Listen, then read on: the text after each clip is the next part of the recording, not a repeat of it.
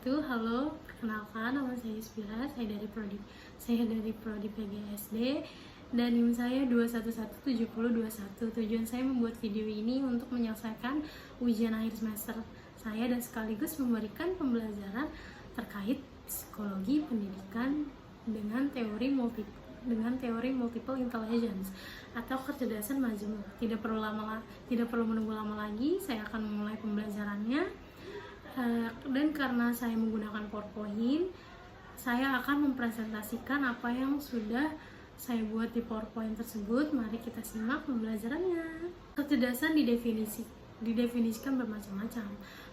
Para ahli ataupun psikolog tidak sepemahaman dalam mendefinisikan apa itu kecerdasan, karena memang tidak mudah mendefinisikan kecerdasan. Mendefinisikan kecerdasan itu berkembang sejalan dengan pengembangan ilmiah yang menyangkut studi kecerdasan dan sains-sains yang berkaitan dengan otak manusia, seperti neurologi atau neurobiologi atau neuroscience dan penekanannya. Tetapi juga didefinisikan kecerdasan tersebut sudah tentu akan berperang. Pertama, pada pandangan dunia, filsafat manusia, filsafat ilmu yang mendasari. Kedua, ketergantungan pada kecerdasan IQ sudah tentu berbeda dengan teori EQ dan juga SQ dalam mendefinisikan kecerdasan. Langsung kita ke slide pertama. Seperti yang kita lihat di slide pertama ini, Dr. Howard Gardner, seorang psikologi dari Universitas Harvard, Amerika Serikat, mengemukakan teorinya bahwa kecerdasan tidak terpair di tingkat tertentu dan terbatas saat seorang lahir. Beliau berkata setiap orang mengembangkan kecerdasan dengan beragam cara yang dikenal dengan multiple intelligence. Langsung kita ke slide kedua. Gardner menekankan karena seseorang memiliki kemampuan intelijensi yang tinggi bila ia dapat menyelesaikan persoalan hidup yang nyata, bukan hanya dalam teori. Seseorang terampil dan mampu menyelesaikan persoalan yang kehidupan yang situasinya ini bermacam-macam dan kompleks, semakin tinggilah intelijensinya. Langsung kita ke slide ketiga. Bisa dilihat di slide ini bahwa karakteristik anak multiple intelligence ini ada 8. Dan inti yang bisa kita ambil yaitu semua intelijensi itu berbeda-beda, tetapi sederajat. Dalam pengertian ini, tidak ada intelijensi yang lebih baik atau lebih penting dari intelijensi yang lainnya. Semua kecerdasan dimiliki manusia dalam kadar yang sama persis. Semua kecerdasan dapat dieksplor, ditumbuhkan, dan dikembangkan secara optimal. Kita ambil contohnya nih dari karakteristik ini yang dimiliki seorang yang mempunyai kecerdasan logikal matematik. Seorang dewasa, kecerdasan logikal matematik rentang pengajaran, profesi, dan hobi. Kecerdasan logika matematik ini yang dimulai sebagai kemampuan membuat pola dasar pada masa balikanya, terus berkembang menjadi penguasaan simbolik pada masa kanak-kanak, dan akhirnya mencapai kematangan ekspresi dalam wujud profesi sebagai ahli matematika, akuntan, atau ilmuwan. Langsung di slide kelima. Dan di slide ini menjelaskan mengenai pengembangan anak multiple intelligence. Gardner juga mengatakan bahwa yang terpenting dalam kita menyadari dan membina semua kecerdasan manusia yang beragam serta semua kombinasi kecerdasan yang ada pada setiap manusia.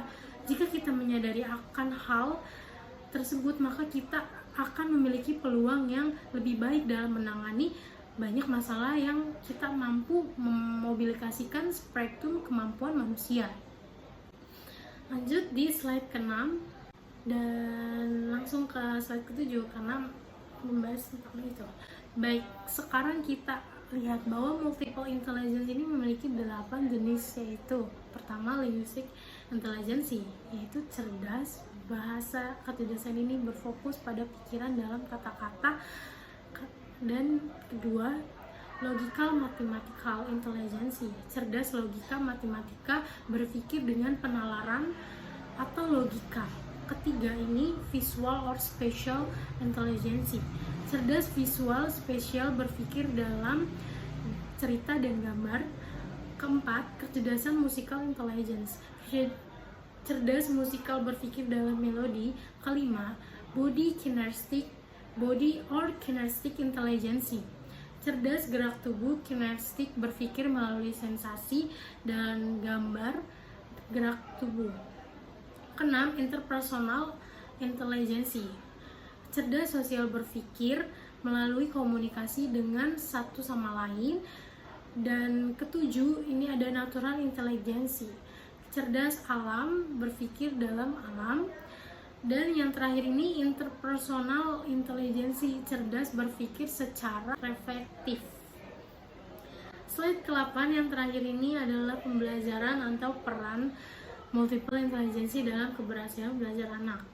Jadi anak ini belajar melalui pengalaman, aktivitas. Terus yang kedua ini anak belajar melalui apa yang dia lihat dan dia dengar. Ketiga, belajar harus menyenangkan bagi anak. Terus keempat ini anak belajar harus berada pada situasi yang santai tapi menantang. Terus yang kelima ini belajar melalui musik dan rhythm. Keenam ini belajar melalui penyatuan gerak tubuh dan aktivitas otak. Ketujuh, belajar dengan saling berbicara dengan yang lain atau berkomunikasi. Kedelapan, belajar refleks. Terus ke-9 ini belajar melalui angka dan kata secara menyenangkan. Ke-9 belajar dengan menyentuh. Ke-10 belajar dengan mengecap. Ke-11 belajar dengan membau. Dan yang terakhir ini belajar dengan memanfaatkan seluruh alam. Jadi sekian saja video yang saya buat ini untuk pengetahuan multiple intelligence atau kecerdasan jama. Mohon maaf jika ada salah-salah pengucapan, kurang lebihnya tolong dimaafkan. Wassalamualaikum warahmatullahi wabarakatuh. Jangan lupa untuk di like ya. Terima kasih.